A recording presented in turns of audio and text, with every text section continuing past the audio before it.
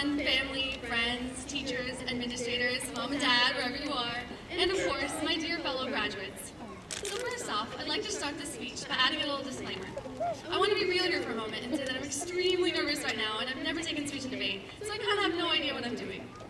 It's funny how the reward for 4 years of hard work, sweat, blood, and tears is a homework assignment. Never before have I been given such an honor and yet such a curse at the same time. But besides all that, I just want to say that I truly do feel honored to be able to speak to you all one last time before we part ways.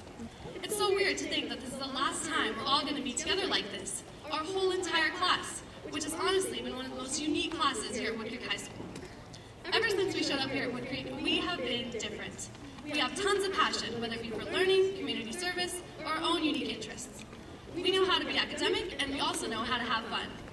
As I stand here today, with permanent dark circles under my eyes from all those late-night study sessions, I couldn't be more proud of everything we've accomplished.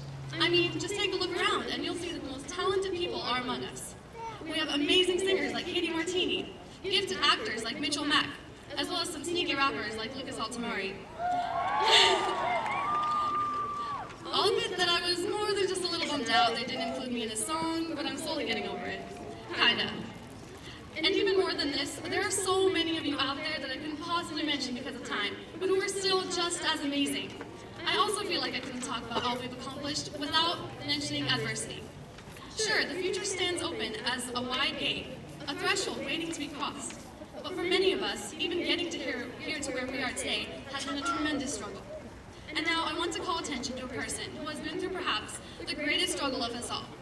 She is a girl whose laugh is enigmatic and whose personality can brighten up anyone's day. This girl is Judith Wandu.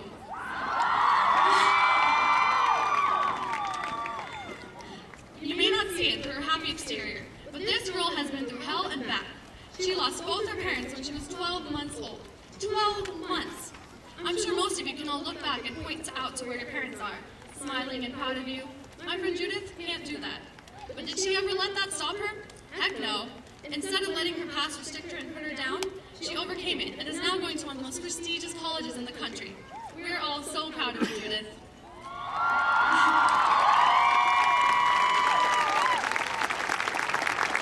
Sometimes life is hard, especially when society constantly finds a way to crush your hopes and dreams. You all know Anna Wynn, only the most gifted writer in the world. Her sixth grade teacher told her that she would never get into Berkeley. And look who's about to be at Berkeley by next year. That's right, it's Anna. It honestly scares me so much to think that there are people out there who will tell adorable little 12-year-olds that they can't do it, that their dreams are impossible. And you all know Daryl Carlson, who was only the third person in the history of Woodcreek High School to get into Stanford. No biggie. She was also told that there was no possible way for her to get in. If either of them had listened to these negative teachers and taken their words to heart, they never could have gotten where they are today. Society will judge you and tell you that you can't do it, but that doesn't mean that you should let it get you down. If you ever feel crushed by despair, just remember that you have survived December 21st. You have survived the end of the world. If that isn't overcoming adversity, then I don't know what is. As you go out into your life, figure out what success looks like for you, and just go for it. You all know, and I know, that I am nothing special. I'm just a crazy little daydreaming girl who likes sleeping and eating candy all the time. The only difference between me and the rest of you is that I have a slightly higher GPA. But does that... No, that wasn't meant to be mean. But does that mean anything? I don't think so. Every one of you has the potential to be up here today, because in your own individual way, you are just as successful as I am. And that's the next point I want to make. Society has different measures of success, but that shouldn't matter to you as an individual. Define your own success, whether it be graduating high school, going to an Ivy League college, overcoming a physical or mental disability, or even getting your first job.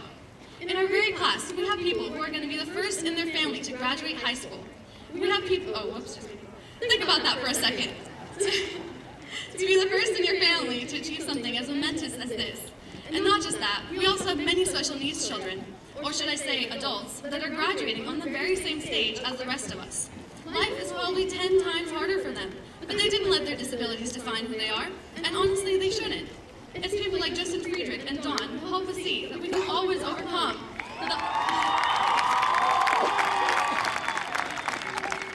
who help us see that we can always overcome the hurdles that life throws at us, no matter how scary they may seem. Just remember that even when life seems difficult, make sure you appreciate what you have. It isn't always about the glass being half full or half empty, but that you at least have something in the glass, right? It isn't completely empty. I want you guys to take that glass of Pepsi, or organic chocolate milk, or whatever drink you like, and savor it, because it isn't going to last forever. Just like life isn't going to last forever.